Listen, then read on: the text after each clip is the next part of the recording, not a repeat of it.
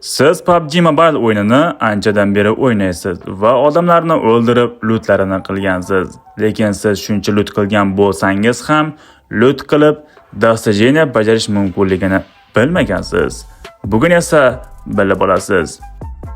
Video foydali bo'lgan, ko'proq odam ko'rishi kerak. Buning uchun obuna, like va 10 ta komment kutib qolaman. Qani ko'ramiz, mana shu videoda 1000 ta komment bo'larmikan. Undan oldin esa men sizlarga o'zimni servislarimni aytib o'tmoqchiman. Biznes. Bizning o'zbek xalqimiz sotib olishda uning narxiga qiziqishadi, lekin uning ishonchlimi, sifatlimi yoki xavfsizmi unchalik qiziqishmaydi. UC'da ham ba'zi joyda arzon UC'lar ko'rishingiz mumkin bo'ladi, lekin u UC'lar ofitsialniy saytdan olinmaydi, ya'ni qora bozorda ham UC'lar bor. U orqali sizga olishadi va sizga sotishadi. Lekin bu xavfli, akkaunt uchun juda ham xavfli. Akkauntingizda UC'larni bankga tiqib qo'yishi mumkin PUBG yoki qarzga tiqib qo'yishi mumkin.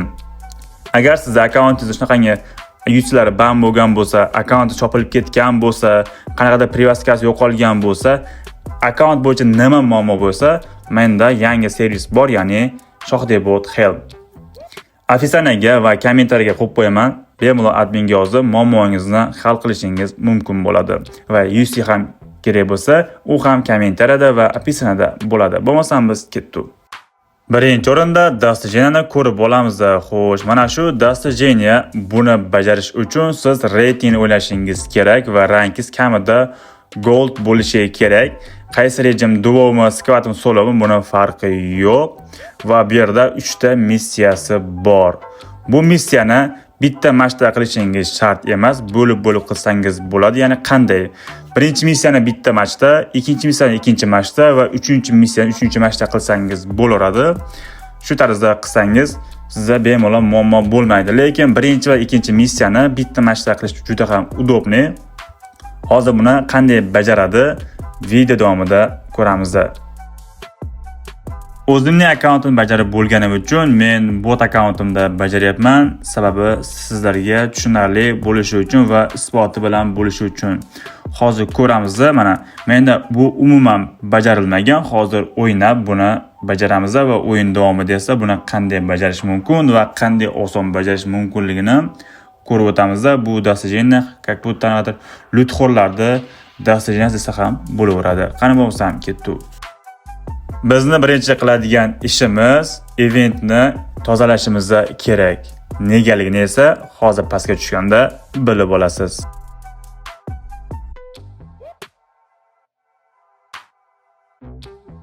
Bu akkauntda upravleniya va chustlar menga yangi, shuning uchun jinni o'ynash g'alati bo'lyapti. O'yinga e'tibor bermaymiz. Muhimi dostojeniya.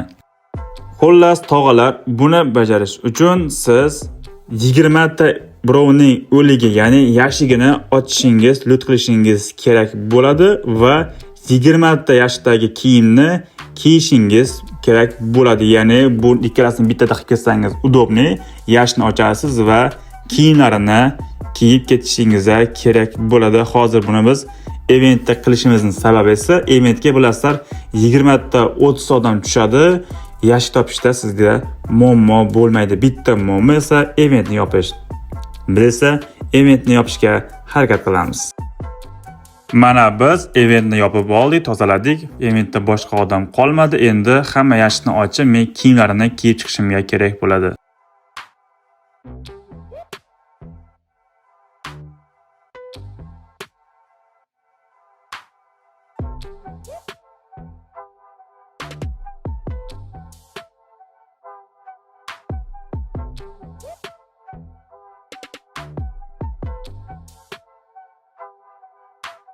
O'zi event yopguncha ham ancha yashigini men loot qilib, kiyimlarini kiyib bo'lgandim. 10 tadan ziyodroq edi va bu yerda ham ancha yashiklar bor ekan. Baxtimga bularni ham ochaman, lekin ko'p yashikda kiyim chiqmayapti. Mana qangi ach kiyimi, qanaqadir kiyimmi, ishtonmi, oyoq kiyimmi yoki yuzga taqadigan maskami, ro'molchami nima bo'lsa ham nimadir kiysangiz bo'ldi. Faqat kiyim bo'lishi shart emas. Shu kiyimga aloqador ochki, pashki, bosh kiyim bu narsalar bo'lsa ham bo'laveradi. Hozir bu eventda ham odam bor, bularni yopib, mana shu yerda loot qilib davom etamiz. Dastajenamiz 3-missiyasi esa siz bitta matchda 5 dropni loot qilishingiz kerak bo'ladi va bu dropni sizdan oldin boshqa hech kim loot qilmagan bo'lishi kerak. Bu eng udobnisi Miramar bilan sizga Erangel kartasi, chunki boshqa kartalar kichkina to 5 dan topguncha o'yin tugab qolishi mumkin.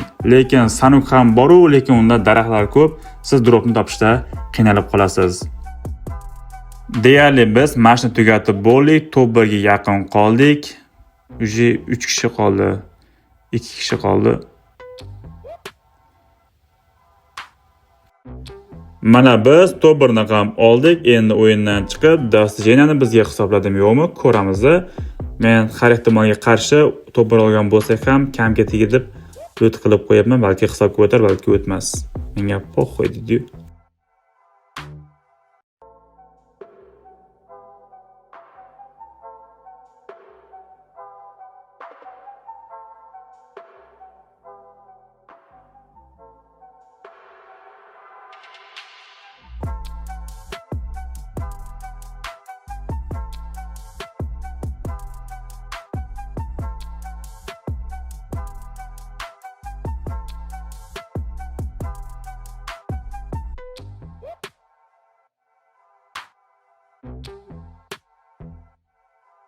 Mana o'yinni ham tugatib chiqdik. Endi ko'ramiz.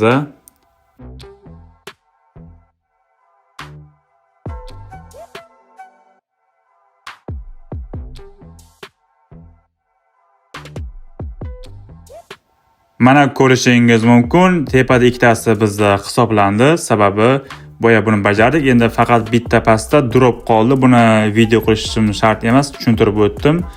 Hammaga tushunarli bo'ldi deb o'ylayman. Bugungi video mana shu edi. O'ylaymanki, sizga ozgina bo'lsa ham foydasi tegdi. Bizdan uzoqlashmang. Hali foydali videolar oldinda. Hammaga hozircha xayr.